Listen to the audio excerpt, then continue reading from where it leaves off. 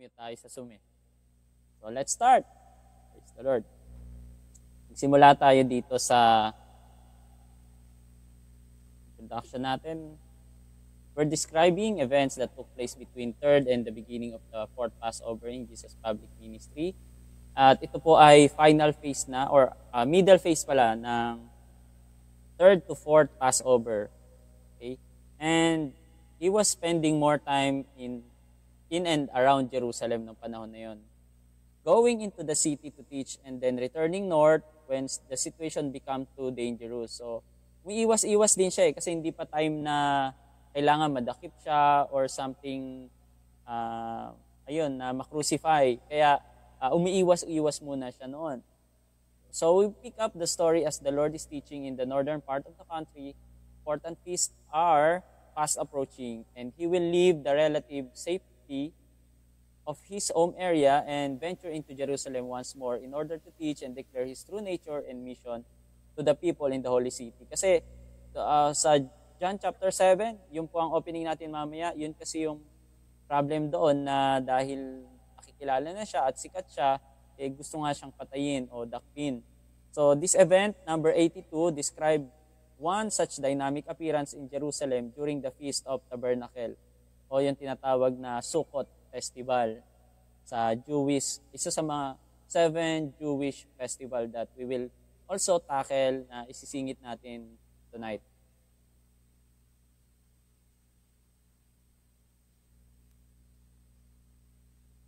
So from John chapter 7 verse 1 to 53, if babasahin po natin ang verse na ito, nawa may Bible po kayo dyan sa tabi nyo, na makikita natin na yung time na ito na malapit nang dumating yung tinatawag na Sukkot Festival or ang tawag dito, Feast of Tabernacles. And yung iba, Feast of Tent or Booth, yun yung tawag nila.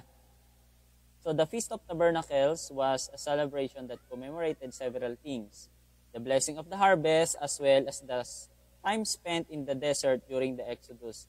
So yun yung ginagawa ng Feast of Tabernacles. Mamaya ipapaliwanag pa natin mabuti. And all of the 7 feasts is pointing out our Lord Jesus Christ.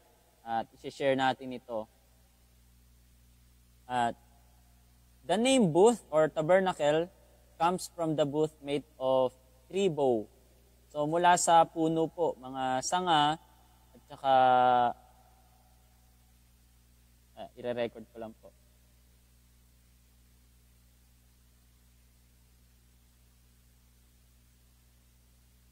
Recording in progress. So, ulitin ko po, the Feast of Tabernacle was a celebration that commemorated several things. The blessing of the harvest as well as the time spent in the desert during the Exodus. So, features of this feast, number 1, the name booth tabernacle come from the booths made of the tree boughs and branches. They all had to live in during 7 days of the feast. So, dito sila titira. Gumagawa sila ng parang tent, pero mga tangkay lang at saka mga dahon. At 7 days po nilang gagawin yon.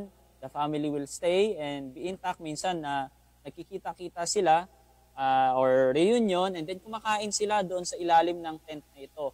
And sometimes they are also sleeping inside. Na bukas po yung nakikita yung mga stars dahil ang takip po nito ay mga dahon lang. So, the name booths, it was one of the 3 annual feasts that every male had to attend. Yan na. So, kailangan lahat ng lalaki ay a-attend. So, walang exemption sa lalaki. Babae, it is not, ang tawag dito, hindi pwersahan sa babae. Pero yung lalaki talagang kailangan umattend. So, it came at the end of fall and was a time of celebrating. So, Jews today still celebrate this feast by building booths in yards and porches. So kahit nasa Amerika or Europe, may mga gumagawa pa rin po nito, basta Hudyo po sila. And sometimes yung mga mayayaman doon sa ibabaw ng kanilang mga building po ginagawa yung mga booth or sukkot na tinatawag. So during this time, Jesus is in the Galilee and his brothers taunt him to come to the feast to prove himself. If he really is the Messiah. Parang sinabi dito ng mga kapatid niya kung totoong total, kilalang kilala ka na, ba't di ka umalis dito at pumunta sa Judea para makita ng pagsunod mong mga nagawa mo? Yun yung sabi sa verse 3 ng chapter 7. At sa verse 4, sabi nga dito, walang taong naglilihim ng kanyang ginagawa kung ang hangad niya ay tunay na maging tanyag. Ginagawa mo na rin lamang ang bagay na ito, makakilala ka na sa sanlibutan. So maging ang mga kapatid ni Jesus, sabi niya dito, ay hindi naniniwala sa kanya. Kaya yun ang problema po dito, no, na marirealize natin na hindi talaga lahat ng kamag-anak mo kung ikay naglilingkod ay maniniwala sa iyo. At kung sa atin, nararanasan natin ito, hindi tayo exempted kasi mismong si Jesus Christ at ang kanyang pamilya, kapatid, ay hindi rin naniwala sa kanya. So he refuses to be provoked by them, but does secretly go to the feast. Parang sinabi niya na, hindi pa dumarating ang aking araw o panahon. So, hindi kasi kayo kinakapuotan ng sanlibutan pero ako kinakapuotan ako sapagkat pinapatotohanan ko na ang masasamang gawa nito. Yun ang sagot ni Jesus Christ. That's why, nagkaroon ng mga division o pananaw ang mga tao sa kanya. Na kung siya ba talaga ay sa Diyos o sa demonyo, sabing ganon. And ito yung mga opinion ng mga tao. So to clarify their opinion, he stands up publicly and begins to teach the crowds on several occasions. This is the time where he, number one, accuses them of trying to kill him, the one who has brought the teaching of God. Kumbaga, yung pang mga tagapagturo ng salita ng Diyos, yung pang gustong pumatay sa kanya. Ang tinuturo lang niya ay ang kalooban ng Diyos at ang salita ng Diyos din. At inaakusahan nga siya. Gusto talaga siyang ipadakip ng mga Pariseo. And he says that he is sent directly from God. Talagang sinasabi niyang tahasan. Ito yung panahon na talagang tahasan na niyang sinasabi talaga sa tao na siya ay galing sa Panginoon. At sabi nga sa verse 26, ayan, lantaran siya nagsasalita, ngunit wala silang sinasabi laban sa kanya. Baka naman alam na ng mga pinuno na siya nga ang Kristo. So, ngunit pagdating ng Kristo ay walang nakakaalam kung saan siya magmumula. Subalit alam natin kung saan man naman nagmula ang taong ito. They know that he is from Galilee, pero hindi nila alam na pinanganak siya sa Bethlehem. Pero alam dito ng mga tao na magmumula sa Bethlehem.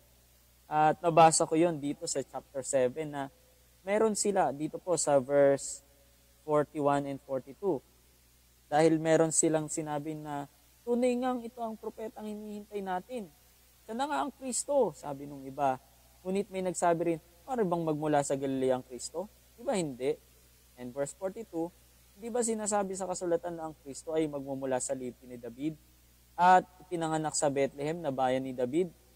So alam nila na mula kay David at sa bayan ng Bethlehem ipapanganak. Pero hindi nila kilala lubos si Jesus na siya mismo ay pinanganak sa Bethlehem sa magitan ng Birhen at siya ay lahi ni David. Buti pa yung bulag, alam niya. Sabi doon, Jesus, son of David. Yun ang sinasabi pa nga, di ba? Ng bulag nung sila ay humihiling sa Panginoon na pagalingin ng kanilang mga mata. Buti pa sila, alam nila, itong mga ibang tao rito ay hindi pa nila alam. Kaya nagkaroon ng komosyon at nagtalo-talo yung mga tao noon.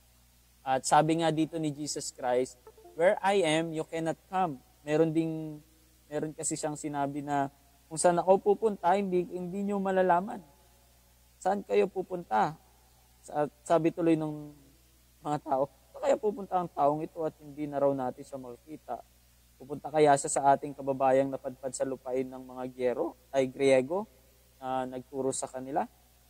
So, ano kayang ibig sabihin niyang hahanapin niyo ako ngunit hindi niyo ako makikita at hindi kayo makakapunta sa pupuntahan ko. So, yun nga, dahil siya nga ay mag-glorify and he will be seated in the right hand of the Father, kaya hindi nila alam kung saan talaga siya pupunta. At may binanggit din siya na, let him come to me and drink. Sa verse 37 yan. Sabi niya, kayong mga nauuhaw ay lumapit sa akin at uminom. Ang sumasampalataya sa akin, ayon sa sinabi sa kasulatan, mula sa kanyang puso ay dadaloy ang tubig na nagbibigay buhay. So, ang tinutukoy niya ay ang espiritong tatanggapin ng sumasampalataya sa kanya. Sapagkat hindi pa na ipagkakalob na ng espiritu dahil si Jesus ay hindi pa niluluwalhati. So, yung tubig na tinutukoy dito, clear na clear. Hindi pwedeng interpret ng ibang tao. The Bible also, already interpreted na yung tinutukoy niyang tubig na nagbibigay buhay is the Holy Spirit. So, all of his reference are to declare that he is from God and equal to God. Liwanag po yan. And for this reason, the religious leaders send soldiers to arrest him, but they don't carry out their mission. Because of his teaching, talagang hindi nila mahuli. Sabi pa nga ng mga Pariseo, bakit di nyo siya dinala rito? Sa verse 45. Sumagot ang mga bantay, wala po kaming narinig na nagsalita ng tulad ng taong ito. So they are being persuaded talaga na totoo talagang sinasabi ni Jesus Christ. Wala silang makitang bahid ng kasalanan kung anong dahilan bakit siya dadakpin. Ang mga Pariseo lang talaga, they are being offended of their sins. At hindi nila matupad talaga ang lubos, ang kasulatan o kautusan na minana nila kay Moises. So when the soldiers came back empty-handed, there is a dispute among the leaders, at which time Nicodemus tries to defend Jesus but is put down by the other leaders. So alam na natin no, na talagang si Nicodemo, sa verse 50, ang sabi nga dito, sa mga naroon ay si Nicodemo, ang Pariseyong nagsadya kay Jesus nung una. At siya nagtanong, di ba't labag sa ating kautusan, nahatulan ng isang tao na di muna nililitis at inaalam kung ano ang kanyang ginawa? So sumagot sila, ikaw ba'y taga-Galilea rin? Saliksikin mo ang kautusan o kasulatan at makikita mong walang propetang magmumula sa Galilea. So yun nga, hindi talaga nila alam na galing sa Bethlehem si Jesus. So pagkatapos nito, ayun na. I-share ko muna yung 7 feast. So Sukkot Festival yun. Papaliwanag natin na itong pista na ito sa Old Testament, it all points to Jesus Christ, mga kapatid. Number 1 feast is the Passover or Feast of the Passover. Passover feast. Sa Tagalog, pista ng Paskwa. So this feast remembers the last plague in Egypt when the angel of death passed over the children of Israel, applied the blood of the lamb to their doors. So the Israel took a bundle of hyssop and dipped it to the blood in the basin at the threshold. So yun ang ginawa nila. Going up, that they put up on the lintel sa hamba sa pinakataas, then touch 2 sides, so dalawang gilid of the frame ng door. So can you see the imagery from bottom, then top, side to side, it form a cross. Kaya Passover, dun pa lang, it formed already a cross, and the blood symbolizes the remissions of sin of those who will believe in Him. So when John the Baptist looked, sabi niya, when John the Baptist said, "Look, the Lamb of God who take away the sin of the world," in John 1:29, so he understood the Old Testament reference actually, na si Jesus yung magiging Lamb of God. But sad to say, pati siya mismo nagkaroon ng pag-aalinlangan kay Jesus Christ. Diba? Hanggang sa yun na, pinapugutan na siya ng ulo. And in the New Testament, we see that Jesus, born in a stable, visited by the shepherd, and led to the slaughter, is the Lamb sent for us. So his death allows the judgment we deserve to pass over us. At ganun nga, hindi tayo dapat actually, but the death passed over us. So, yung death or judgment sa tinatawag na second death. When we accept Christ, we accept the loving gift of a second chance. Because of His death on the cross, we have a clean slate. Talagang binayaran ng Panginoon. God remembered no more our sins. Praise the Lord. Amen po ba? So amen naman dyan sa mga lahat ng binili ng dugo ng ating Panginoon. Number 2, yung unleavened bread. Feast of the unleavened bread. So, mababasa natin yan sa Leviticus chapter 23, verse 6. So, the 7-day feast begin on the following the start of Passover. Pagkatapos ng Passover, next, unleavened bread. In the days of Israelites to leave Egypt, there was no time to add leaven to their bread. So, syempre, ginagawa din kasi yung tinatawag na yeast. Kaya nung naglakbay sila, wala na rin panahon para magpaalsa. Kaya, ang tawag dito ay unleavened bread. Hindi na kailangan paalsahin. So during this time, remembering the hardship in Egypt and how God freed them from captivity, the Jews eat nothing leavened.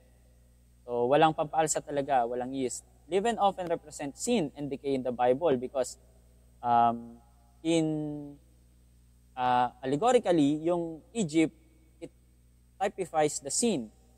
And the deliverance from Moses, so Moses typifies the deliverer, Jesus Christ. He deliver us from sin or Egypt to the promised land, which is heaven. But before that, sometimes we are going now in the wilderness. Nandito pa lang tayo sa mundo, lumalakad din tayo minsan sa wilderness. At yung wilderness na yon nandun sa ating mentality. At nasa attitude natin kung paano natin ma-overcome ito. We are still being tempted as Jesus Christ was also tempted in the wilderness. And hindi siya naging exempted na dumaan din sa wilderness na yon before siya nag-ministry.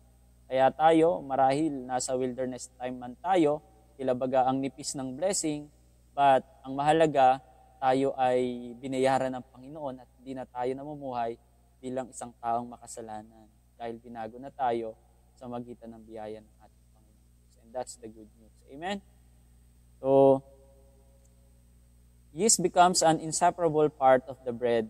The same is true for sin effect in our lives. So, di ba? Ganun nga. So, the Jews were constantly sacrificing unblemished animals to temporarily atone for sin. Only the Messiah, the perfect sinless sacrifice, could offer a permanent solution. The unleavened bread represents Jesus' sinless life. So, yung tinapay na iyon, it represents the sinless life of Jesus Christ. At may kinross bands nila yan inilagyan nila ng cross. It typifies also the stripes of the Lord because, ito nga, ang sabi dito, His boldly state that He is the bread of life, not only He remove our sin, He nourishes also our soul. Yan.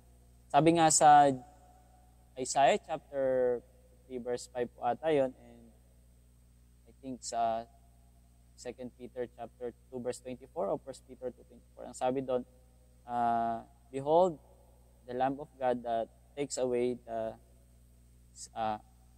by His stripes we are healed. O yun.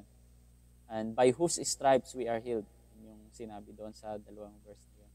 So, stripe na yun na tinutukoy ay yung mga guhit dito sa bread. And the bread signifies, di ba, in the Last Supper, the body of Jesus Christ na nabayubay sa krus ng Kalbaryo at napahirapan upang maranasan natin ang kagalingan. At yung kagalingan na yun, hindi lang kagalingan physical ang tinutukoy doon, mga kapatid.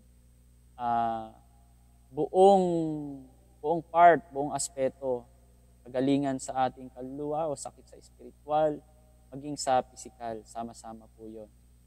So, praise the Lord. And another feast sa Old Testament is yung tinatawag na Feast of the First Fruit. So, it's the one of 3 Jewish harvest feasts to thank and honor God for all He provided. So, ito yung first fruit na tinatawag. Kapag harvest festival nila, nagkakaroon sila ng Feast of the First Fruit where dinadala nila yung lahat ng unang bunga ng kanilang ani sa Panginoon. So, the children of Israel were celebrating that would become a very important day. The pre-sacrifice Passover lamb on 14th day of the month of Nisan and first day of Passover. So it was 15th. So the feast of the first fruit was celebrated the 3rd day. The 16th of Nisan, this 3rd day. Celebration was the same day that Jesus resurrected from the dead.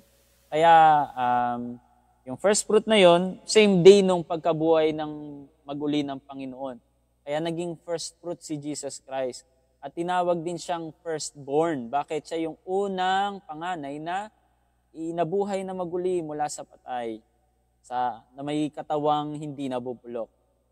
So in 1 Corinthians 15:20, Paul refers to Jesus as the first fruit of the dead. He represents the first of the great harvest of soul, including us or you, that we will resurrect to eternal life because of the new covenant in His blood. Luke chapter 22, verse 20. So, praise the Lord, nakaka-bless talaga, no? And fourth of the feast ng Jewish festival sa Old Testament, Feast of Weeks or Pentecost. In Leviticus chapter 23, verse 16, mababasa natin yun. So, hindi ko napalitan ito, i-edit ko na lang po. This feast is the second of the 3 harvest feasts. It occurs exactly 7 weeks after the Feast of the First Fruit. So, it's also called Pentecost, which means Yung pente means 50 days. Traditionally, people were expected to bring the first harvest of grain to the Lord, including 2 leavened loaves of bread. So meron ng pampaalsa yung binibigay na or ini-offer kay Lord. Traditionally po yan. No? So God's plan to save souls included more than Jews. Through Jesus, this plan was revealed. Kaya halo na ito ng parang sinasabi na Jewish at saka ng mga Gentile. Na yung Gentile, makasalanan sila, but adopted by the Lord. So through this, Jesus' plan was revealed. In Matthew 9:37, Jesus tells his disciples that the harvest is great, but the workers are few. Then he put the plan into place. Acts 1:4, he tells them to wait in Jerusalem for the Holy Spirit. The arrival was the day the church was born, and that is the Pentecost. And the harvest began with 3,000 souls. The message spread to both Jews and Gentiles, so the 2 leavened loaves of bread extending the harvest to us. It typifies the goodness and mercy and grace of the Lord to the Gentiles. Pag sinabing Gentile, basta hindi Hudyo, Gentil. Tayo pong lahat yun. Fifth feast is called Feast of the Trumpets.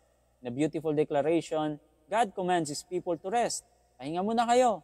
So during this time, all regular work is prohibited, and men and women present a food offering to God. Leviticus 23 verse 24, God commands His people to gather to commemorate the decree with a trumpet blast. So gather tayo. And then magkakaroon ng sounding ng trumpet. Sabay-sabay po yan, napakarami. Very victorious. Naka-attend ako one time ng Sukkot Festival sa Araneta at ang daming may dala ng mga shofar. Shofar ang tawag dito. They blew the trumpet and I imagined, grabe, parang last days na pag narinig mo talaga yung trumpet na yon. Very glorious. Sa mga hindi pa nakaranas, hindi nyo maikukumpara yung tunog na maririnig nyo. That's why, marahil yun talaga yung point na hinahanap ng kaluluwa natin, the last trump. Hindi the last Trump na Donald Trump. may nag-prophesy, yung last Trump na sinabi daw sa Bible, yung last president na daw si Donald Trump. Kaya end of days na daw, magra-rapture na pag umupo daw si Trump. Pero may ginawang literal, yung na hindi lang literal, symbolically literal. Na hindi Trump na pagtunog ng trompeta Ewan ko ba sa taong yon. Nag-share pa sa GC and ang dami, ang haba-haba ng paliwanag. Ingat tayo sa mga ganong kapatid Binabalaan ko po ang bawat isa na huwag tayo agad maniniwala sa mga kung ano-anong propesya dyan sa tabi-tabi na hindi naman talaga contextually inclined ang kanilang prophecy. So in Leviticus 23 verse 24, God commands His people to gather, nasabi ko na kanina, and with trumpet blast. On the same front, the sound of a trumpet is also associated with the rapture, or the time Jesus will return for His bride. In 1 Corinthians 15:52, once He return, there will be a wedding feast of celebration. Di ba ganun din? Magsasama-sama sila, and then they will gather, they commemorate the decree as they rest. Ganun din sa heaven. Nakalagay nga yun sa Bible that yung mga remnant or mga kaluluwa na nagpagal ay magpapahinga sa piling ng Panginoon. So, sabi sa Revelation 19:9, blessed are those who are invited to the wedding feast of the Lamb. So, praise God. He's preparing us to celebrate. Amen. So, Day of Atonement, number 6 feast. To make atonement is to make restitution for wrongs committed. Yan. Isa sa mga pistang napaka-importante dahil walang kapatawaran ng kasalanan kung wala silang may bibigay na bayad kasalanan. So, atonement ang tawag doon. As a day of humility and repentance to God, it was a time for the Jews to get their hearts, consciences, and lives right before Him. Kaya kailangan maging tapat tayo, punta tayo sa harap ng Panginoon. Kung tayo nasa Old Testament, may dala-dala tayong mga hayop. At ililehans natin din yung ulo ng hayop na yon para matransfer yung kasalanan natin as we confess our sins to God through those sacrificial animals. It's either lamb, calf, maging bato-bato, pwede. Depende sa sitwasyon or yaman ng tao nung panahon na yon. So the observance involved the sacrifice of animal as the high priest entered the Holy of Holies. What the high priest did there couldn't offer more than unusual or than an annual payment for their sins. So taon-taon po yun ginagawa. Pupunta sila sa templo, mag-aalay ng mga hayop and bilang bayad ng kasalanan. However, hiding in plain sight was the promise of one who could atone for their sins permanently. Hebrews 9:12, di ba? Sa magitan ng isang tao ay isa lang talaga, binayaran ng ating kasalanan. Kaya may sinasabi nga sila ng ibig sabihin ng atonement is at one moment. So at one moment in time, Jesus already paid the sins of the world through His blood, not by animal sacrifice, but the sinless blood of our Lord Jesus Christ. Amen. Purihin ang Panginoon. Ganun tayo ka-blessed. So where is Jesus in this sacrifice animal? The bull and one of the goats were offering of thanks, but scapegoats, di ba? May tinatawag na scapegoats sa Leviticus 16:10. Took in their sin. The scapegoat was to be burdened with all the sins of Israel and sent it to the wilderness. Maliban sa isang taong personal na may kasalanang ay bayad kasalanan, meron ding tinatawag na scapegoat na yung kambing na yon, buong bayan ng Israel, buong lahat ng kasalanan ng buong bayan ng Israel, doon ililipat at papakawalan ito sa wilderness. So that will carry the sins of all Israel. The Jewish leaders condemned Jesus as He burdened with the sins of all mankind, was led out to the city to be crucified. He Himself is the sacrifice that atones for our sins, and not only our sins, but the sins of the world. 1 John chapter 2, verse 2. So the necessity of the Day of Atonement was rendered void by Jesus, or Jesus' death on the cross. Our debt has been paid. Lahat ng pagkakautang natin, kasalanan natin, bayad na. Praise the Lord. Hallelujah. And ito yung tinutukoy kanina na Feast of Tabernacles or Feast of Booths. Mostly, nagaganap ito mga around October. Yan. Leviticus 23:34. Celebration always followed the Day of Atonement. October, November. The Feast of Tabernacles celebrates God's provision and protection for the people of Israel during their 40 years of wandering in the wilderness. For the 7 days of feast, people live in temporary structure like they did in the wilderness. Parang inaalala kasi nila na ganito tayo sa wilderness. So, alalahanin natin, magkakaroon tayo ng pista na minsan tayo ay napunta sa ilang, ngunit iniligtas ng Panginoon.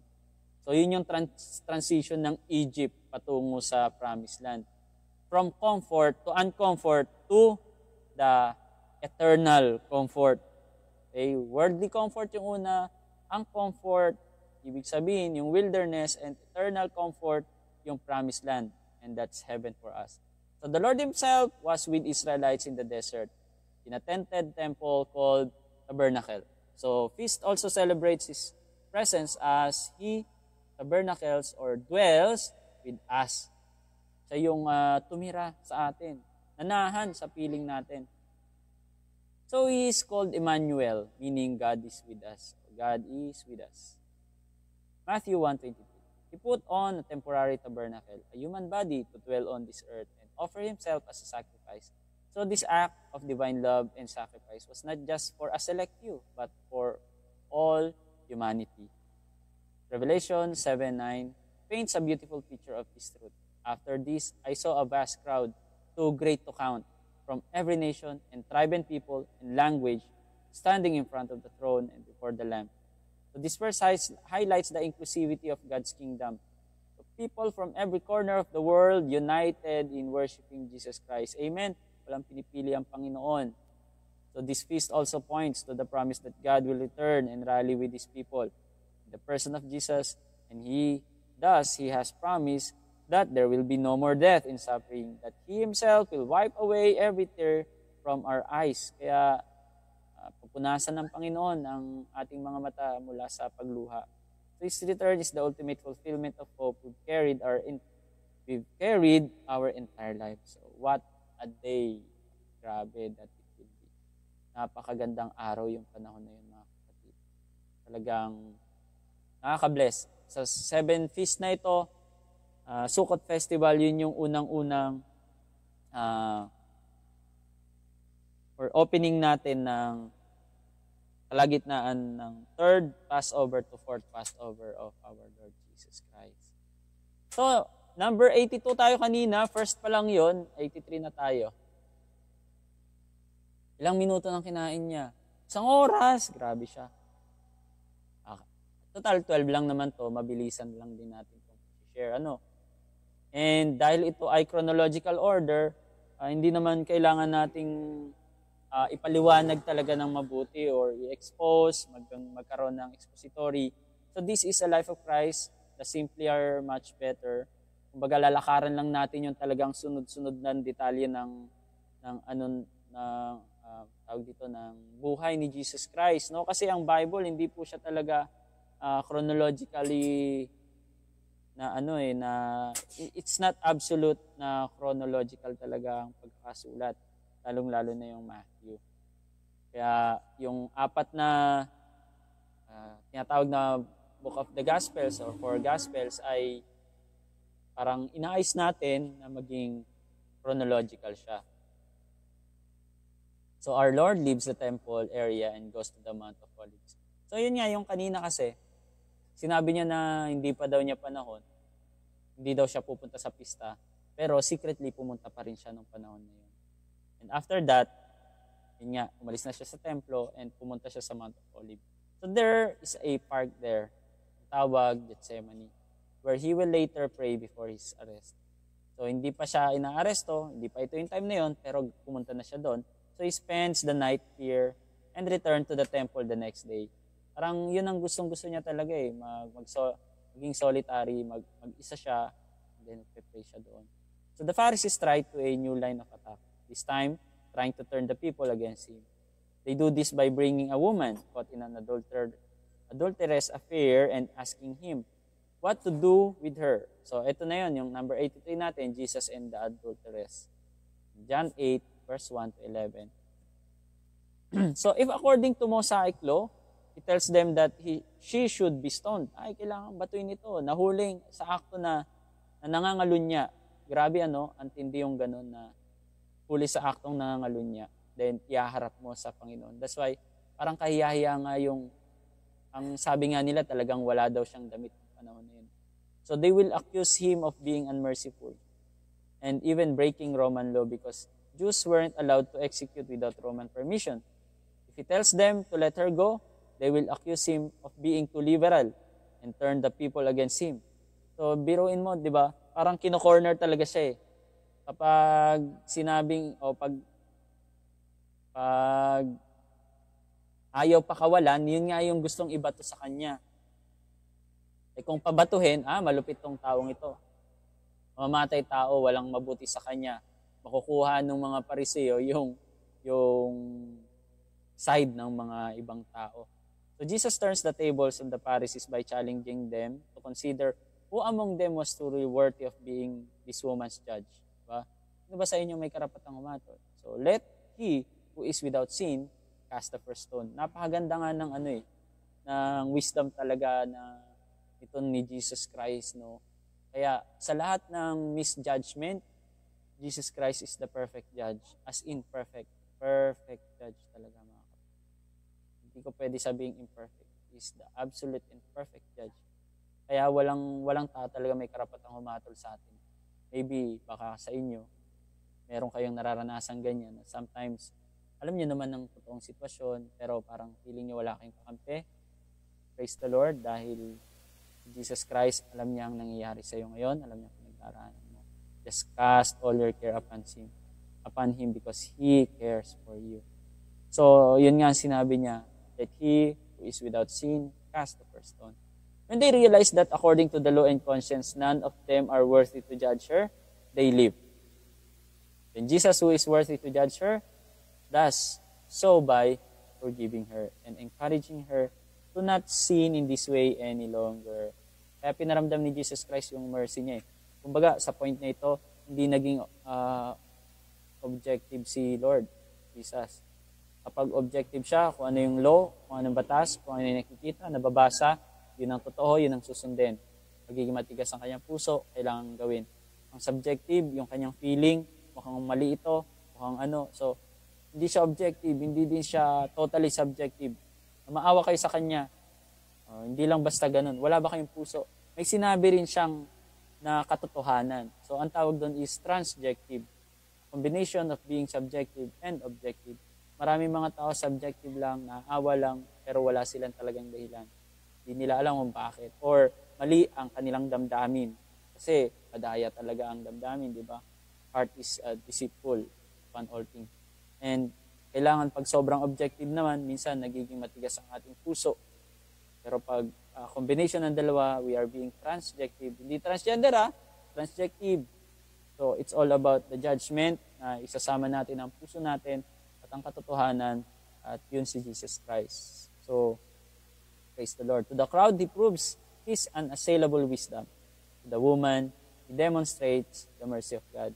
Sabi nga nila, si Jesus Christ ay siya po ay sumulat sa lupa. Yun yung ginawa niya doon. Yumuko si Jesus at sumulat sa lupa sa magitan ng kanyang daliri. Mababasa yun sa verse 6. At meron akong narinig na at mga nabasang commentary, ano daw ang sinulat ni Jesus Christ sa lupa. At syempre, wala naman nakalagay sa Bible. Maybe lang to, maybe. Sabi nga niya doon, in connection sa kung sino sa inyo ang walang kasalanan, siya ang unang bumato. At isa-isa sila, actually, ang sabi nga dyan, may part na isa-isa silang umalis Ang sinusulat daw ng Panginoon yung pangalan nila. Halimbawa, Eleanor. Tapos, ito yung kasalanan. Sinulat niya yung mga kasalanan. Then habang may bato sila, ay grabe, na-convict siya sa kasalanan. Hindi ako worthy. Totoo yung sinasabi nito. Or, Jojo. Then, itong mga kasalanan. Siguro, hindi naman lahat. Kahit isa lang o dalawa. Then, napapahiya siya. Wala akong karapatan bumato dito. Na-expose yung kasalanan ko lang. So, alis na siya. Ganon din yung isa. Then, habang sumusulat si Jesus Christ, sinabi niya, sino sa inyo walang kasalanan, siyang unang bumato. So, yun, possibility lang. Hindi ko sinasabing yun yung totoong pangyayari. Kumbaga, nag-iisip lang talaga tayo kung ano. Marahil, makaisip din kayo. Pero, yun ay possibility lang. It is not, hindi siya talaga rooted sa Bible. So, grabe yung mercy talaga ng Panginoon. Number 84, He teaches again in the temple. John 8, verse 12 to 59. Once the meeting with the woman is over, Jesus again begins to teach the crowds concerning His identity and responds to their question and attack. At doon nga niya tinuro sa John chapter 8. Itong John chapter 8, busog talaga sa katauhan ni Jesus Christ. At meron nga tayong, ang exposition natin dito sa John, meron tayong doctorate class sa John in Depth na tinatawag. Ito ay malimang pag-aaral ng aklat ng Juan. So doon tayo magkakaroon ng expository talaga. So ang sabi ni Jesus dito is, He is the light of the world, and where I am going, you cannot come. Inulit niya na naman yun. When you lift up the Son of Man, you will know that I am He. Actually, yung sinasabi dito, lift up kapag siya'y naitaas na ay ang anak ng tao ay tinutukoy yung crucify. That's why yun nga yung medyo kinikriticize ko yung kantang We Wanna See Jesus Lifted High. Or dapat yung pagsasabi mong Jesus is lifted up, dapat lagyan mo ng name. Okay? Tama yung worthy is the Lamb, high and lifted up. High and lifted up. Hindi yung itinaas mo na like a banner. Actually, it is lifted up, being crucified. Yun ang ibig sabihin kasi ng lifted up. Okay? Pero pag sinabi mong lift your name on high, you are making Him as the banner, Jehovah Nisi. Okay, so clear natin yung dalawang yun. Kaya pag may kantang, si Jesus lifted high, pag lifted high lang, walang the name, wanna see His name. Sana ganun, no? parang ang translation ng kantang yon, we wanna see Jesus crucify. Magiging ganun na translation. Kapag theologian ka at alam mo talaga yung word na mga ginagamit sa Bible, may issue sa'yo yun. Pero kay Lord, alam naman niya kung ano yung nasa puso ng tao, ba't nila kinakanta. Yun nga lang, ignorant. Okay? So, ang kagandahan ng pag-aaral, we are not being ignorant. Binibigyan tayo ng wisdom and enlightenment. Naliliwanagan tayo. So, hindi naman lahat na nasa sa bahay-sambahan naliwanagan na ng todo. Maliban na tinanggap nila si Jesus Christ, yung liwanag na yon, liwanag talaga na si Jesus yung tinutukoy. Pero yung kaliwanagan sa mga turo, hindi naman ibig sabihin tinanggap mo si Jesus, alam mo na lahat, di ba? Kailangan ay maliwanagan ka pa ng gusto sa mga turo o aral. And if you abide in my word, ito ba sinabi niya, you are truly disciples of mine. Diyan rin po nasabi yon. And you are of the father, the devil. Yun yung mayroon sinasabi dito. At ito nga, isang quote nga ito ni isang pastor na yun nga, yung sinasabing Yahwism at saka Jesusness na itong mga Pereseo, ang tatay nila si Yahweh, the devil. Ewan ko, indirect na sinasabi na your father na the devil. Hindi sinabing the devil, but quoting the verse, quoting the verse, yun talagang pinapatukuyan dyan. Diba? Kaya may mga nagsasabi, wala man siyang sinabi na si Yahweh yung devil. Quoting that verse, sabi dun, your father is the devil. Okay, narinig nyo. Kaya, hindi man binanggit ng direkta, pero yung context nun, yun eh. Hindi mo pwedeng except your father is Yahweh, pero tanggalin mo yung devil. Pero may mga evil works siya. Mahirap. So panoorin nyo na lang yung aking sa YouTube, naka-download po yun yung Disproving Marcionism. So your father the devil. Kung wala ka pa kay Kristo, your father is the devil. Masakit man, pero yun ang totoo. Kasi dalawa lang naman spiritual father natin. It's either the Father in heaven or the Father that will be sent in the lake of fire. So before Abraham was, I am. So this and the other teaching concerning his true identity as the divine Son of God and Messiah provoked them to such frenzy. Talagang sobrang ngar-ngar nila. Galit na galit. And they took up stones and tried to kill him on the spot, but he escaped. So napakatindi ng pangyayaring yan. Number 85, Jesus heals the blind and the beggar. Na sa John chapter 9, verse 1 to 41. So, Jesus left the temple area for safety's sake, but continues to minister in the area. The Lord heals a man blind from birth, and when this fact is presented to Jewish leaders, they accept that the miracle is genuine, but continue to reject Jesus. This was significant to reason. So, eto na nga yun eh. Nagpagaling si Jesus Christ ng bulag eh. Tapos, talagang tinanong niya eh. Kung ang daming tanong dito eh. Doon sa bulag na yun. Hanggang sa dumating pa yung panahon na tiniwalag pa siya eh dahil doon. Diba? Pati yung kanyang mga magulang pinuntahan din eh. Ito rin yung context na tinutukoy nung pastor na nag-preach na si Yahweh ay hindi tatay ni Jesus. Kaya mag-ingat po tayo sa katuroang ganun, mga kapatid. Alalahanin natin kung bakit mabagsik si Yahweh para sa mga taong hindi kumikilala talaga sa kanya yun. Hindi naman siya magiging mabagsik sa atin eh. Mga anak niya tayo, di ba? Kaya kung meron mang quality na sinasabi yung kanyang kabagsikan, alalahanin natin na ang impyerno ay nakaumang sa kanila and ang Diyos din talaga ang magiging hatol. And even Jesus will judge, di ba? At lalabas nga sa kanyang bibig ang tabak at na apoy, di ba? Sa Revelation. Si Jesus yun. So, paanong magiging Prince of Peace siya? He will make war to those who are wicked. Kaya kung love lang ang i-highlight natin sa Panginoon and we will cancellate the thing that He is also a judge.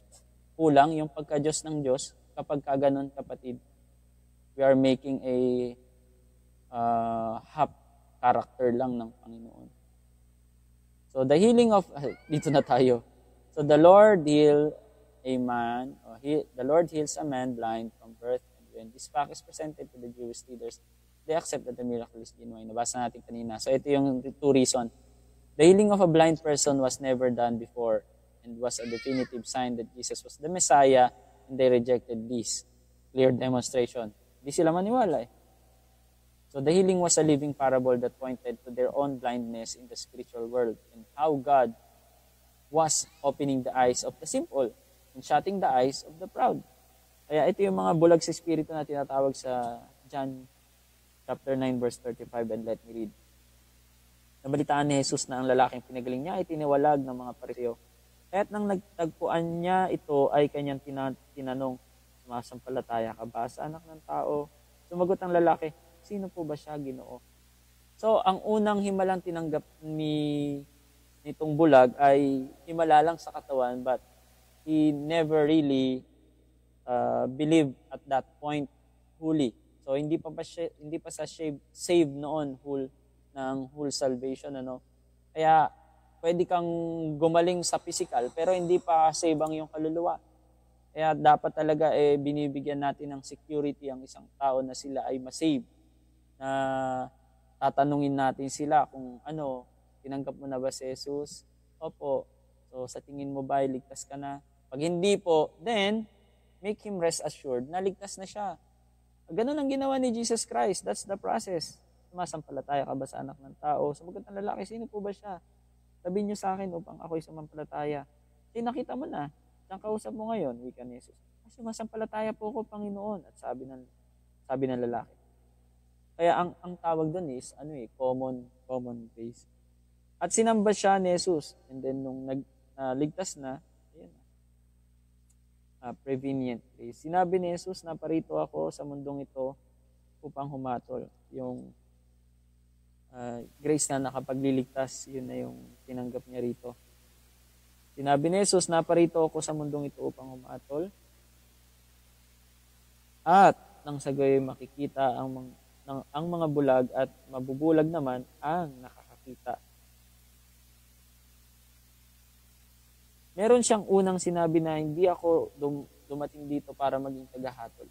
Pero alam niyo, ito yung sinabi naman niya na parito ako sa mundong ito upang humatol.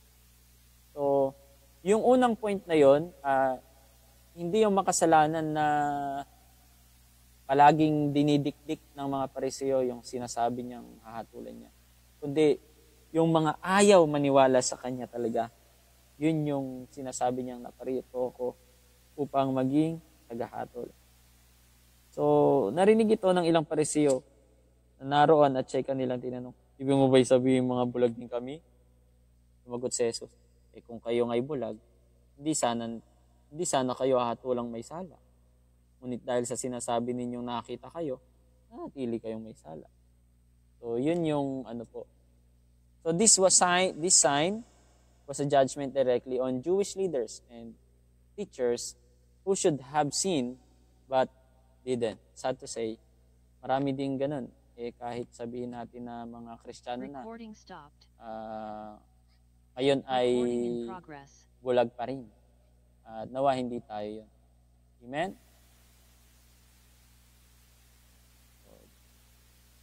Jesus' disclosure on the Good Shepherd. So the final teaching in the temple area before returning north after the feast was about the Good Shepherd. Yun yung John chapter 10 na yun, ang tunay na pastol. Verse 1 to 21. At yung si Jesus ang mabuting pastol. And he has plainly declared who he was and that his time was at hand. Ito na yung sinasabi niya, panahon ko na. Ito na yung panahon. So he's forcing the people to choose who they will follow. He declares that he is the good shepherd. And those who follow him are following the right leader. This was a rebuke to the Jewish leaders that were leading at that time. It's interesting to note, after this final speech and invitation to follow him, there was still a division over him. Some believe he was possessed. Others who knew about the healing of the blind man were impressed. Yet, with all of his teaching and the great miracle, there was still a doubt and division among people. Actually, kilalang kilala yung tao na yun. Nagbulag talaga simulat sa pool talaga. Pero still, they didn't believe. Pero tahasan ang ginawa ni Jesus yon. And this time, ito na yung sinasabi na magkakaroon ng division. Ama laban sa anak, ina laban sa kanyang anak, hindi anak sa kanyang magulang. So, yun na yun.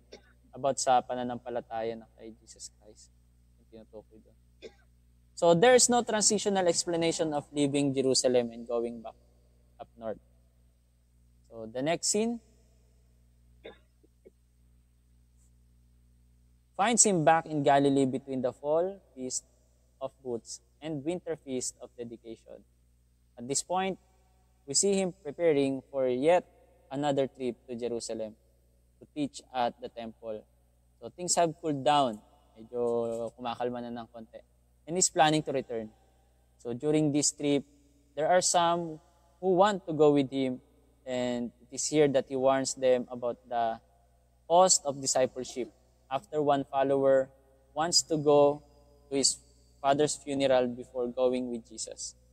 So discipleship is serious business, and Jesus warns that those who, quote, quote, put their hands to the plow and look back are not fit for the kingdom of God. So dito na yung, alam nyo na yon, merong sinabi na susunod daw, pero ililibing muna niya ang kanyang ama. Yung isa naman, susunod daw, pero ayun nga, siya po ay magpapaalam muna. Parang, let me first go to my father. So, meron niyang preaching na narinig ko dahil sa sinabi niyang, let me first go to my father. So, let me first. Tinitlean niya na me first. Me first mentality. Yung mga disciple na may me first dyan. Diba? Na kahit sabihin mo na sumusunod ka nga, pero may me first ka pa rin. Nawa, wala dito yung pagka ganun daw, ay hindi daw tayo fit sa kingdom of God. Sinabi mong para sa kaharian ka ng Diyos, walang me first. Talagang always put God first. Kaya nga sinabi ni Jesus Christ, seek ye first, diba? The kingdom of God. So, yun po. Yun yung final departure from Galilee to Jerusalem. And then, yung mga sumunod sa kanya, he sent them. 17 na tinatawag. Luke chapter 10. Ito na yung nangaral sila. Pinangaral nila ang mabuting balita ng kaharian. Luke 10, 1-24. At dito sa Luke 10, makikita tayo din talaga natin na every time they preach and every time Jesus sent his disciples, palagi niyang sinasabi, ipangaral niyo ang kaharian ng Diyos. O sabihin niyo kapayapaan or yun nga, kapayapaan ng kaharian, nawa ang sa kanila or shalom. And tulad nga ng central theme talaga ng preaching ni Jesus Christ, all of them is kingdom-centered talaga. So, ayan, sinugo ni Jesus Christ actually, hindi lang basta 70 yan. Ang nakalagay dito sa chapter 13 is 72 or 72. At doon niya rin sinabi yung napakaraming anihin, ngunit kakaunti ang mag-ani at idalangin ninyo sa may-ari ng anihin na magpadala siya ng pag-aani. Yun nga, pinahayo ang mga disciple at sinabi nga niya, maghari nawa ang kapayapaan. So, about kingdom din sa kaharian. At sinabi din sa verse 11, kapag daw may nag-reject sa kanila, ayun nga, pati ang alikabok ng inyong bayan na dumikit sa aming mga pa ay inalis namin bilang babala sa inyo. Ngunit makatandaan nyo, malapit na ang kaharian ng Diyos. So sinasabi sa inyo na mas kahabagan pa ang mga taga-Sodoma kaysa sa bayang iyon ng araw ng paghukom. At yun yung tinutukoy niya ay yung mga taong ayaw sila tanggapin o papasukin. So, it's all about the kingdom, ang central preaching talaga dito ng panahon ni Jesus Christ. So after the warning to those who would be discipled, Jesus chose the 70 or 72 of his present followers and empowers them to preach and minister to the people. They returned, reporting that their special gifts were effective in healing and casting out demons. Jesus reminds them that their true joy and security lie in the fact that they themselves are in the book of life. So saved na sila. We now have the apostles and 70 special disciples who are preaching and ministering in the area, causing quite a stir and preparing for Jesus' final entry in Jerusalem. So gumawa na siya ng parang spreading of the news dahil nalalapit na, hindi na niya kayang ikutan lahat, kailangan talaga ng mga disciple. Siyempre, lalo na sa atin, nalalapit na ang panahon, if we have the burden, like Jesus Christ had, ay dapat marunong tayo mag-delegate at magpa-delegate, mga kapatid. Kung ikaw ay hindi pa pastor, huwag nating iaasa sa lahat sa ating pastor dahil talagang ang Panginoon, hindi niya naman iniutos yung go ye and make disciples sa mga sa 5 ministerial gift, apostle, prophet, teacher. Lahat actually yan, mga kapatid. Lahat ng mga disciple ni Jesus Christ. Dahil make disciple nga, di ba? If you're not a disciple of God, ay hindi ka magdi-disciple. Pero kung disciple ka, you must be a discipler.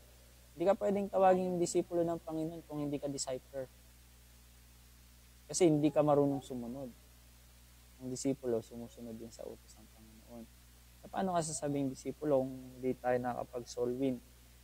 Ang mahal mo lang ay yung music instrument. Ang mahal mo lang yung umaten. Ang mahal mo lang yung magbigay. Hindi naman masama mga yun. Pero still, we will never be complete if we cannot spread the gospel. Kahit man lang sa digital, dahil marami ngayon mga kapatid, hindi mo na sila makita man sa labas ng bahay. Kung nahihiya ka sa labas ng bahay, then I encourage you, be a digital missionary. Share the gospel through social media. Make it as a platform. Dahil maraming tao, they're spending their time in social media. Tulad ng ginagawa natin ngayon, kahit nga yung hindi man ikaw ang totally nag-share, but you share yung Word of God na nakapost, yung mga memes na may kinalaman sa Word of God, itong turo natin ngayon, kung isinare mo ito, you are becoming a missionary also, digital missionary. Kaya nga palagi ko kayong ini-encourage, palagi niyong i-share yung ating mga itinuturo. At ganun din, pag nakakita kayo ng mga verses, hindi man kayong nag-post nun, keep on sharing.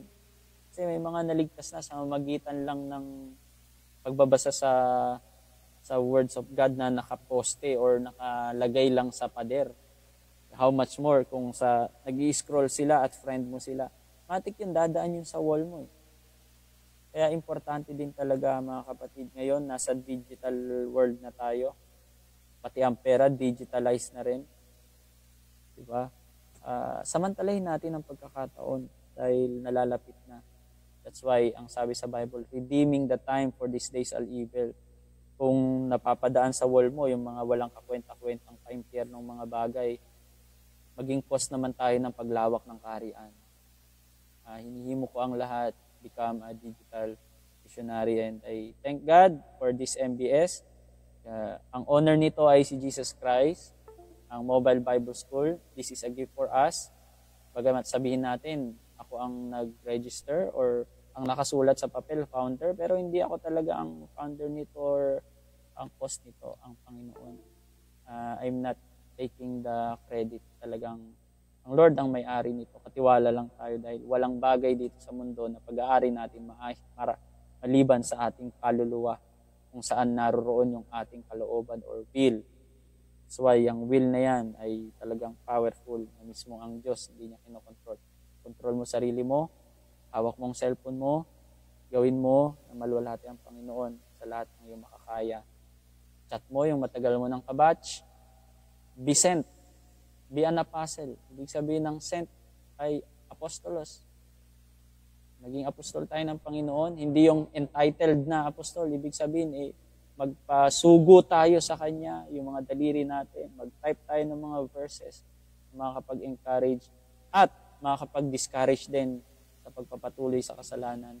Hindi lang puro comfort ang isesend natin, mga kapatid. Sometimes, rebuke is better than secret love. Tulad ng ginawa ni Jesus Christ dito. If He is willing to die for us, we must be also willing to die for Him. Amen po ba? Kaya wag tayong mahiya. Kahit ano pang sabihin nila, hala, nagpo-post na siya ng biblical. Aba, talagang okay lang, pakita mo. Dahil Kristiyano ka, kailangan nakikita. Hindi pwedeng hindi. Kahit matiwalag ka pa. Sabi nga dito, tiniwalag yung Bartimeo dahil sa kanyang Kahit matiwalag ka pa, hindi ng religion, kundi sa inyong mga magbabarkada, i-reject ka man nila, ganun talaga ang maging Kristiyano. Pag hindi mo pa naranasang na-persecute, hindi ka patunay na Kristiyano. Kasi pag sinabing Kristiyano, tagasunog ng Kristo, may persecutor yan. At kung bakit hindi ka na-persecute, marahil nakahalo ka pa kasi sa mundo. Dahil lahat ng mga taong kampiang mundo, hindi yan kaaway ng mundo. Kaya tayo nakakaaway ng mundo kasi nagsasabit na tayo ng totoo. Ibruin mo yung page ko na na-restrict dahil sa post natin sa LGBTQ. At kung yun man, hindi man ma-monetize yung page niya, walang problema. Mahalaga, masabi natin ang totoo. Pera lang yan. Hindi yan forever. Pero yung salita ng Diyos, sabi nga sa Mark 13:31, the heaven and earth will pass away, but His words will not pass away. It will remain. Amen? Kaya yung words of God, it will remain. Alam ng Lord kung sino sa inyo nag-share. In literal man yan, or physically, or digitally, verbally, or intellectually.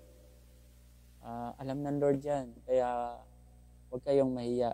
Everything is for the kingdom of God and for His glory. Gawin natin. And let's take the chance. Let's take the chance. Mamaya, dumating na si Lord bukas, di pa naligtas yung pamilya nyo, kaibigan nyo, dahil tamad tayo na nag-share. So, kung ano yung platform at talent na binigay sa atin ng Lord, samantalahin natin, gamitin natin para sa kalwalatian at pagliligtas din ng kaluluwa. Amen? So, yung mga taga-upo lang dyan, huwag pumatisa ng mga pitan natin na tumayo, maglakad at magbahagi. Number 89. So, the parable of the Good Samaritan. Luke chapter 10, verse 25-37. Tingnan nyo ito. Ito, isang bahagi ito ng pagpapakita talaga ng hindi man sabihin natin na Hudyo siya, pero mas mukhang Kristiyano pa. Diba? So, basahin natin. During this time, Jesus represents a parable in response to a question from a scribe who wanted to justify himself in regards to keeping the law. The scribe thought that the important provision in the law concerning love and obedience pertain only to the Jews. Jesus teaches them the parable of Good Samaritan in order to show that God's law is universal and applies to all. Everyone will be judged by God based on their obedience to Him and their treatment of others. It reminds them that before God, all are neighbors and worthy of love.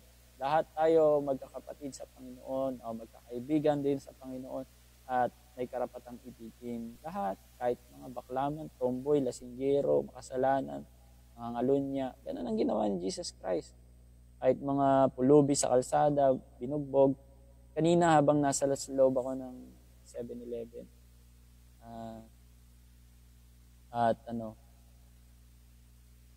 sabi ko sa anak ko, galing sa school siya doon kami nagmi-meet para sunduin. Nakita ko siya. Naglabas siya ng pera, tapos nagbigay doon sa nasa harap ng 7-Eleven na pulubi. So, natutuwa ako kasi sa edad niya ay talagang alam din niya na tumulong. Kahit sabihin natin sa man yun mapunta, ang mahalaga tumulong kayo, di ba? Kasi si Lord naman nang magbabalik nun, hindi naman yung pulubi. Kahit anong gawin niya doon, ang Diyos ang nakakalam dyan. Kapag may binibigay tayo, wag na nating alamin kung saan yan napupunta. Kasi pagka ganun, sa tao tayo nagbigay. Kapag nagbigay ka sa Diyos, hindi mo na kukwestiyonin kung saan yan napunta. Ganun din yung mga sa kapilya minsan. May transparency ka na nga na binibigay. Minsan yung ibibigay pa rin ng iba. tatanungin pa kung saan. Hindi sa Panginoon nagbibigay yung mga taong nagko-question. Marahil, concern man sila, pero hindi talaga eh. Pag nagbigay ka sa Panginoon, Panginoon na ang bahala dyan. Amen! So during this time, Jesus represents a parable. Ito na. The scribe taught the important provision of the law concerning love and obedience. Diba? Kaya sinabi talaga dito na itong parable of the Good Samaritan, in order to show that God's law is universal, ito nga, it applies all. Pinakita ni Lord na yung sinasabi doon na Samaritan kasi halo na yan ng kanilang lahi. Naging Samaritano kasi nga, di ba, 12 tribes sila. Ang problema, nahaluan na ng lahi yung iba. Reuben, Simeon, Levi, Naphtali, Gad, Asher, si Isakar, Zebulun, tsaka si Joseph or Manase. Yan. Ephraim. Yung mga lahi nila, talagang naghalo na, nag-asawa na sila ng ibang lahi. Kaya ang sabi ng Panginoon, wag mag-asawa. So si Benjamin at saka si Judah, sila yung mga Hudyo ngayon. Sila yung lahi ng mga Hudyo. Kaya hindi na nila kinakausap, so hindi na sila bati-bati. Nung nagkaroon na rin ng Samaritano ng tawag din sa kanila, sa mga lahi na yon, and hindi sila nag-uusap. So hanggang sa itong Good Samaritan, bagamat Hudyo itong ginulpe, dinaanan siya ng pari, dinaanan siya lang ng lebitan, tagapagturo ng kautusan, mga may alam sa Biblia, pero dinadaan-daanan lang yung kanilang kapatid. Pero itong kaaway na hindi nila kinakausap, siya mismo ang lumapit at tumulong sa kanya. Pinapakita nito na tayong mga hintil, tayo pa nga dapat walang karapatang ibigin, pero inibig tayo ng Panginoon. Therefore, let us show grace and mercy. Kahit sino man yan. Huwag Muslim lang or Hudyo lang ang kahabagan mo sa nangyayari sa Israel. Lahat sila, pareha sila. Muslim, Pakistani man yan, Israelita, or kahit Filisteo or Philistines, kahit terorista pa yan. Minsan nakaka-high blood sa ginagawa nila, pero maawa na lang tayo kasi yun nga, kaluluwa nila hindi ligtas. At sa magitan ng mga prayers na yan and desire, nag-a-appear si Lord sa magitan ng mga dreams sa kanila. Ang dami, napapanood ko sa YouTube, mga Muslim na nako-convert. Kung makikinig kasi sila sa tao ng direkta, hindi maniniwala yung tao eh. Ang ginagawa na lang ni Lord, yung panaginip nila eh. Yun ang nagko-convert sa kanila eh. Kaya, possible pa rin na hanggang ngayon magpakita ang Diyos sa panaginip. Pero hindi applicable sa lahat. Huwag niyong hangarin. Kung sa kagustuhan lang ng Diyos yan, wala sa kagustuhan ng tao. Ang part lang natin mag-pray. Amen? So pag-pray natin yung mga nangyayaring gera. Dahil extend talaga dapat natin yung ating pag-ibig sa ating kaaway. Kaya nga ang sabi ng Panginoon nung tinanong, sino ba ang ating neighbor? Because He said, love the Lord your neighbor as you love yourself. Sinong neighbor yan tinutukoy mo? Yung katabi ba ng bahay namin na Marites? It's more than that. Yung talagang ayaw mong kausapin. Kaya kinuwento niya itong Good Samaritan. Yung Samaritan nga na yon, di nila nakausap, di nila pinapansin. Pero pinakita ng Lord na ganong uri ng pagmamahal. Yung i-extend natin hanggang sa ating mga kaaway. May kaaway ka pa ba hanggang ngayon? Be a Good Samaritan, kapatid. Palayain mo ang sarili mo, magpatawad ka, pansinin mo din yung mga taong hindi pumapansin sa'yo. Nakalagay yan sa Matthew chapter 5. Anong gantimpala mo kung pinapansin mo lang yung papansinin mo? Hindi mo pinapansin yung mga hindi rin pumapansin sa'yo, di ba? Ano ba pagkakaiba natin sa mga publikano? Wala na tayong tatanggapin sa langit kasi parehas lang yan ang ginagawa ng mundo. Kaya kung pinapansin mo, yung mga taong hindi pumapansin sa'yo, great is your reward in heaven. Hindi daw mawawala yung mga reward natin yan. At yung reward na yan, hindi ang panglupa yan. Hintayin natin sa susunod nating buhay where those reward we will enjoy not only just 100 years or 1,000 of years or million of years, will become a countless of years na tayo po ay tatanggap ng reward kung sumusunod tayo sa mga pinag-uutos ng ating Panginoon. And dito pa lang sa lupa, we can encounter heaven already by showing this kind of love na tipong kahit anong gawin nila sa'yo, it doesn't bother you. Why? Because the love of Jesus Christ you have experienced, you are extending to the earth in this worldly view. Kaya we are sharing the love, joy, peace, patience, kindness, goodness, gentleness, faithfulness, and self-control. All of those fruit of the Holy Spirit are radiating in our lives. Na ipapakita natin, nagiging bunga. Yun ang totoong bunga. Yun ang totoong pagiging Kristiyano. Nakikita yung bunga ng banal na Espiritu. Kaya nga, nag-preach ako nung Sunday sa isang anniversary. Doon ko na-realize na lahat ng sagot sa tanong ay pwedeng sagutin ng fruit of the Holy Spirit. So, subukan nyo, magtanong kayo, and then tignan nyo yung fruit of the Holy Spirit. So, di ba? Wala akong pera, nalulungkot ako. Love, joy, peace. O di mapayapa ka. Joy. O di maging masaya ka pa rin. Dami talaga. Nainis na ako. Ano bang gagawin ko dito sa kapitbahay ko? Love. Peace. O, peace. Magbigay ka ng peace. Mag-peace kayo. Actually, halos lahat ng tanong. Naguguluhan ako, bayaran na naman ng utang. Ganon din, peace. Diba? Joy. Kailangan tumingin ka kung ano yung pwede mong kaligaya at pumayapa ka sa kapayapaan ng ating Panginoon. Wala pa rin eh. Tagal ko na hinintay. O, di ba? Patience. Maging mabait ka pa rin. Kindness. Goodness. Faithfulness. Pigilin mo sarili mo. Self-control. Di ba? Halos lahat sasagot talaga ng 9 fruits. Kaya, yun talaga ang bunga ng pagiging Kristiyano. You cannot love your enemy unless you have this fruit of the Holy Spirit. Amen?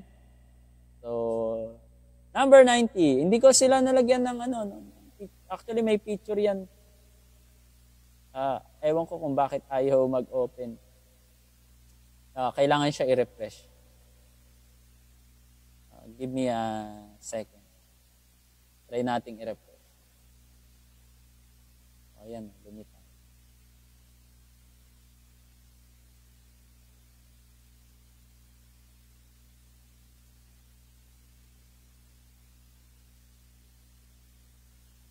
Yung mga images yan. Maganda kasi talaga pag may images.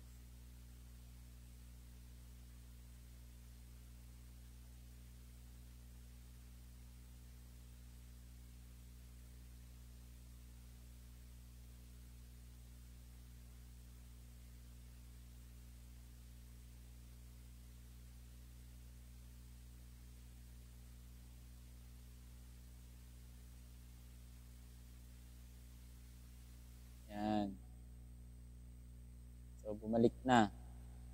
Ito na yung next. Jesus visits Mary and Martha in Bethany. Luke chapter 10, verse 38 and 11, up to chapter 11, verse 13. So, this was Jesus' place to stay when going to teach in Jerusalem, since it was only a few miles from the city. During this occasion, Martha asked Jesus to get Mary to help with the serving. Jesus shows that being with him is the best choice, and he won't push people away who prefer this. At the same time, the disciple asked him to help them pray, and Jesus teaches them using another version of the Lord's Prayer in Matthew 6, verse 9. So, yun yung turuan mo kaming manalangin, sabi ng mga disipulo. So, Our Father, who art in heaven, yun na yung sinabi doon. So, ito yung panahon na may tinatawag silang Martha Ministry. Si Martha, busy-busy na naghahanda ng pagkain. Wala bang sa'yo na si Maria ay nandyan lang? Parang feeling kasi nila, pag babae ka, doon ka sa kusina. Tapos ang makikarapatan lang na naging scholastic, mag-aral, ay lalaki. Yun yung isa ding point doon na parang wala lang ba sa'yo? Kasi culture nga nila, kapag nagtuturo nga, babae lang. Pag tuturuan, lalaki lang. But, talagang ang tinuturuan, lalaki lang talaga. Bar mitzvah, lalaki ang tinuturuan doon na umpisa. At kahit pag-aaral, puro lalaki lang. And sa babae ang tinuturo sa So marahil, nakita niya si Martha, sana kasama ko sana si Maria dito, nagluluto. Pero yun nga, parang siya pa yung nag-rebuke kay Jesus Christ. Wala bang ano sa'yo na si Maria nariyan lang? Parang para sa kanya, dapat babae siya, doon siya sa kusina. Pero yun na nga, na-rebuke din siya ni Jesus Christ na ang kanyang ginagawa ay higit talaga na mas importante ang makinig sa Panginoon, lalong-lalo na sa kanyang mga salita. Hindi naman sinabi ni Jesus na mali yang yan ka lang sa kusina. Hindi naman sinasabi, pero oras ng pakikinig, makinig. Yun talaga ang dapat. At yun yung mas the best. Amen. Hallelujah. So, ganun din dapat tayo. Ay kapag alam natin na may okasyon, mas pipiliin natin ang Panginoon. Sapagkat siya ang ating walang hanggang okasyon at selebrasyon. Amen? So, number 77. Ito po ay hindi siya na natanggal. Number 90, 91 na tayo. May 77 na isingit. Number 91. Luke 11:14-54. So, in this passage, the cure is hardly mentioned at all. So, Jesus cures another demoniac. Nagpagaling na naman siya ng merong naalihan. So Luke describes in detail the reaction of the people and Pharisees who witnessed miracle. Some accused Jesus of using Satan's power to do miracle and healings. Parang nangyari na rin yan dati. Naikwento na rin natin. So naulit dito sa Luke chapter 11. And the Pharisees continued to attack him on points of the ceremony and tradition. Example, yung washing of hands. Parang kinwestiyon, ba't di ko nagugas ng kamay? So ang dami na mga nauna na yan So as Jesus' ministry neared its end, his miracles provoked confusion among the doubters and anger among his enemy. Parang nililitaw lang talaga Kung ikaw ay totoo, ang sitwasyon ang maglilitaw sa'yo kung ano ang totoo na laman ng puso mo. Sometimes we are being tested and this test reveals who we are talaga. Yung mga test na yan, inilalagay talaga yan ng Lord sa atin kung para makita kung sino ba talaga at ano ang pag-uugali natin at pagkatao. Yun yung maglilitaw doon. At hindi mo makikilala rin minsan ang sarili mo hanggat hindi ka dumadaan sa ganung sitwasyon. Diba? Paano masasabi mabuti kang asawa kung hindi ka masubukan o may tempt na may isang babae na nagkakagusto sa iyo bigla. Diba? Malalaman mo na mabuti kang asawa pag inano mo yun, i-reject mo. Sinabi mo, mahal ko ang asawa ko. Siya lang. Diba? So, minsan, wag tayo magtataka There are testings na nangyayari sa atin. Malalaman lang talaga natin yung pananampalataya natin sa Panginoon, yung faithfulness natin sa ating kapwa, kung na-apply din ba natin ang salita ng Diyos. Kung hindi natin mararanasan yun. O kung hindi natin mararanasan yun. Malalaman lang talaga natin pag dumanas tayo nun. Halimbawa, may best friend ka ngayon. Paano masasabing mamahalin mo ang iyong kaaway kung ang nakaaway mo ay yung best friend mo? Kaya mo na bang i-apply yung love your enemies? O hanggang ngayon, naka-block pa rin siya, hindi mo siya tinachat. Hindi mo siya sinisin. Siya na ang nag-chat sa'yo. Pero wala ka pa rin ginagawa. Ni response man lang na tinatawad na kita. Diba? Pinapatagal mo. Pag dumating si Lord, yung bigat na yan, baka yan pang maging dahilan na hindi ka makasama sa langit. Sobrang bigat, nakadikit ka na sa lupa.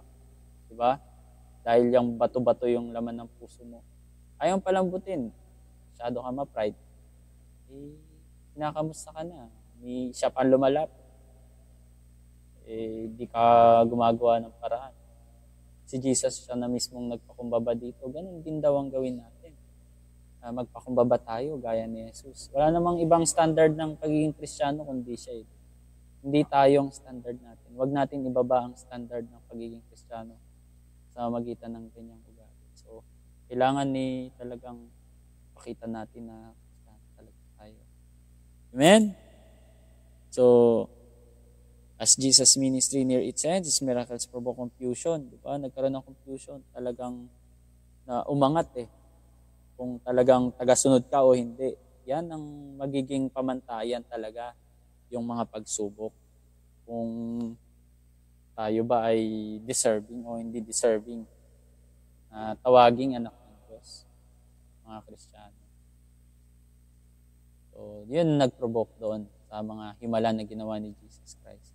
Number 92, exhortation to His disciples. Malapit na tayo. So, Jesus is being attacked and opposed by the leaders. The people are unsure of Him. He encouraged and comforts His disciples during this difficult period dahil marami nang nag-aalangan sa Kanya So, kinomfort niya yung mga disciple niya. Be careful of the Pharisees. So, the truth will come out one day. Huwag kayong makonfuse. Fear God, not man. Sinabi niya, huwag kayong natakot sa mga pumapatay ng katawan, kundi ng kaluluwa na magdadala sa inyo sa impyerno.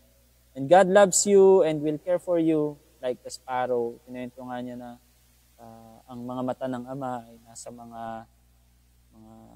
maya. So God will provide what to say and how to respond during persecution. Yun nga, kailangan magalak pa rin tayo sa kabila ng mga persecution. Lumundag. Sabi pa nga nun, lumundag at magalak habang tayo ay dumadaan sa mga panlilibak or persecution. Grabe yung lumundak at magalak, di ba? Ang hirap kaya yun. Kaaway mo na nga siya, mahal na mahal mo, tapos lulundag ka sa galak. Di ba? Baliw yung taong ganun. Pero kung magawa mo man, okay lang yan. Basta ang sabihin sa'yo ay baliw sa Panginoon.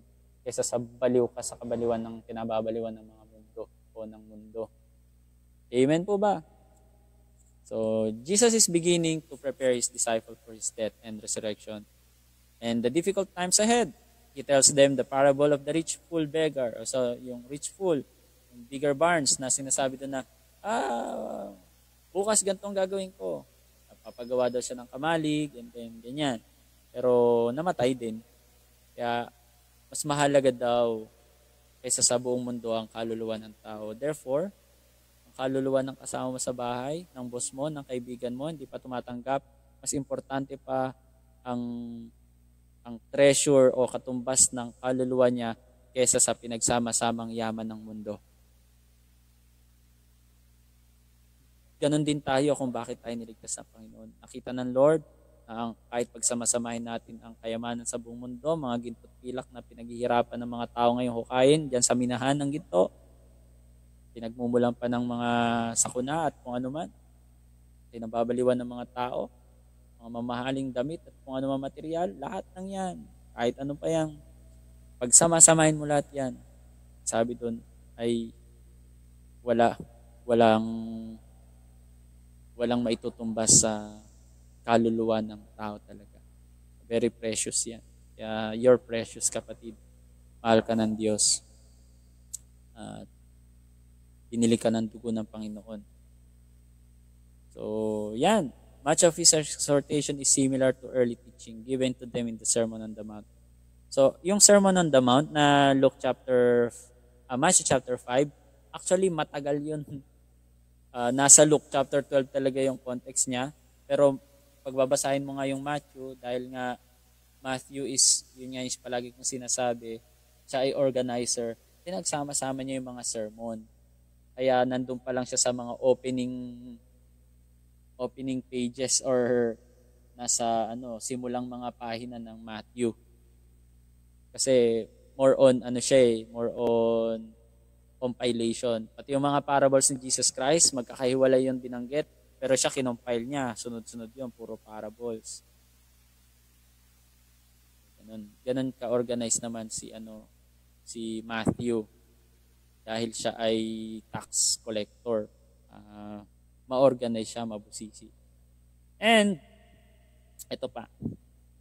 Slaves who are faithful when their master comes and do not let their house be broken into.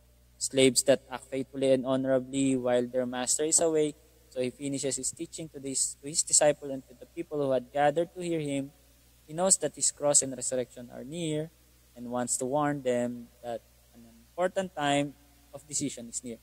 Yun, maraming kinuwento dito sa Luke chapter 12. Kung babasahin nyo yung Bible sa inyong tabi, diba? Yung maling pag-iimpon ng kayamanan, mga dapat katakutan, kayamanang hindi mawawala, mga aliping handa, tapat at di tapat na alipin, pagkakabahabahagi ng sambahayan, nabanggit na rin dito yung binanggit ko kanina, pagkakilala sa mga palatandaan at pakipagkasundo din sa kaaway. That closes the chapter 12 ng Luke. And yung 13 verse 1 to 5, ito yung magsisi upang hindi mapahamak. Kasama ito sa mga sermon and teachings ni Jesus Christ sa disciple. And yung 13 verse 6, ayan, mga talinhaga naman na ito. Mga kanya pong isinare. So, yan na yung parable. So, 6 to 9. Yun yung parable. At tuloy-tuloy itong mga parable na ito. Parable ng puno ng igos. And then, may pinagaling si Jesus na babaeng kuba. Yung parable ng mga buto ng mustasa. Yun yung mga sumusunod. Pero we will end here in the parable of the parent tree na meron pang 94 pala. Yan, hanggang 17 tayo. At let me share the story. Verse 6, sinabi pa sa kanila ni Jesus ang talinagang ito, may isang taong may tanim na puno ng igos sa kanyang ubasan. Minsan tinitingnan niya kung may bunga puno, ngunit wala siyang nakita.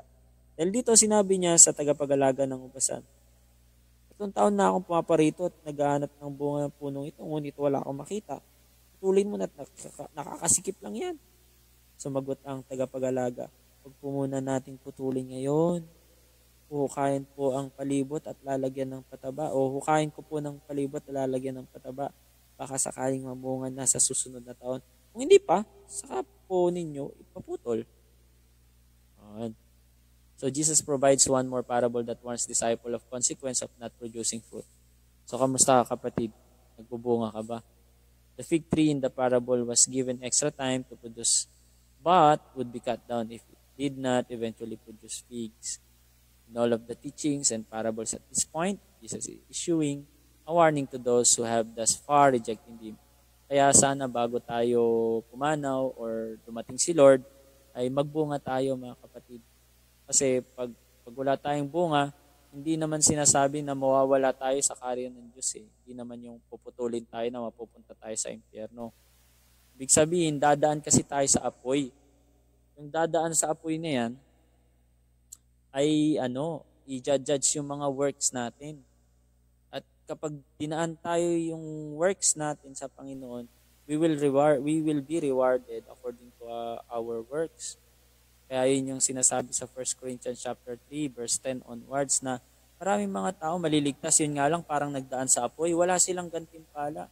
Kasi yung mga gantimpala, yun yung tinutukoy sa sinabi ko kanina, yung mga kayang kumansin sa mga taong hindi namamansin sa kanila, yung kayang magpatawad, yung mga taong kayang magalak kahit punong-puno sila ng pagsubok, yung mga taong kahit mga kaaway niya ay naiwiwin niya sa Panginoon, mga hindi niya kakilala, kinakausap at nilalapit sa Diyos, mga nagsishare, mga tumutulong sa kanilang pastor, o sabi nga doon, isa man sa mga isang basong tubig man nang ibigay sa isang propeta ay hindi mawawala ang kanyang gantimpala. So ang daming mga tinutukoy sa Bible na mula sa bibig ni Jesus Christ kung paano tayo magkakaroon ng gantimpala. Diba? At yun yung mga bagay na yun, yung mga gantimpalang yun. Kaya yung works natin, kung hindi nakikita yung bunga ng banal na espiritu, ay pag dumating yung judgment day, para lang tayong dumaan sa apoy, na-test lang tayo na walang reward. Kaya pag may testing, para magkaroon ka ng reward, sundin mo yung iniuutos ng Panginoon. Ayan, ang ganda ng sinabi ni Pastor June, be faithful and be fruitful. Amen. Kaya napakaganda po. Be faithful and be fruitful while we wait. Meron ako noon, preaching na ang pangalan, ang title, While You Wait. Parang may mga kasi ang pakulo yung mga businessman na habang naghihintay ka, while you wait, ito yung mga bibigay sa'yo. Ganyan. So, purihin ang Panginoon. And last but not the least, healing of a woman with spirit of infirmity. At eto nga, Jesus is still in general area of Jerusalem.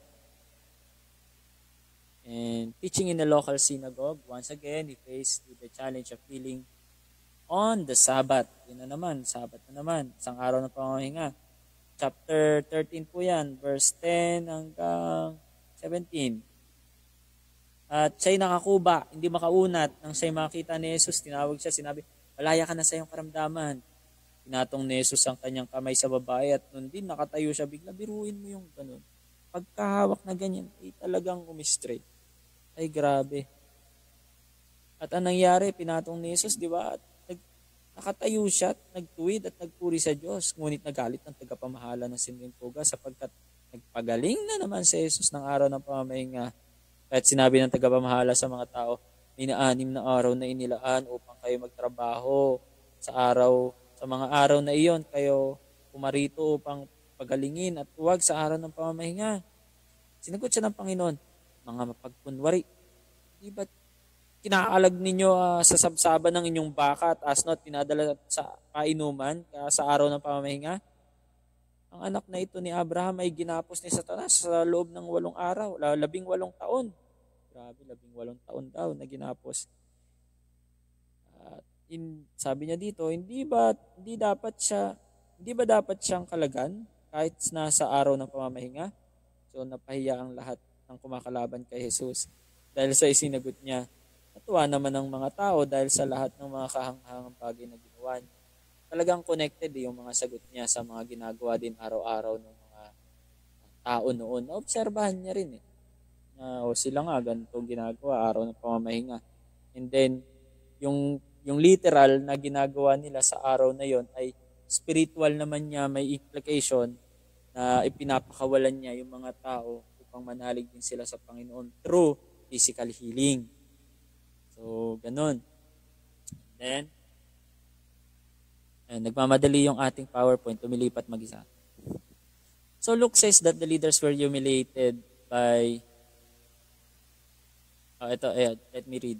Jesus is still in the general area of Jerusalem, teaching in a local synagogue. Once again, he faced with the challenge of keeping Sabbath, but does so and rebukes those who would accuse him of sin for helping a poor woman out of her misery. So Luke says that the leaders were humiliated by his rebuke, but the people rejoice at his answer. So in the next chapter, we'll continue this section as Jesus will once again go to the temple to confront the leaders during the Feast of Dedication. Feast of Dedication nung dinedicate kasi yung temple, yun yung pista noon. And then, makikipag-confrontation siya. So, next natin yon series. So, lesson number 1, time does run out. Time does run out. So, the Jews had 1,500 years to prepare. It seemed that their time would never end, but one day, their time did run out. God sent prophets and eventually sent Jesus to prepare them and warn them, but they didn't listen and were destroyed as a nation in 70 AD.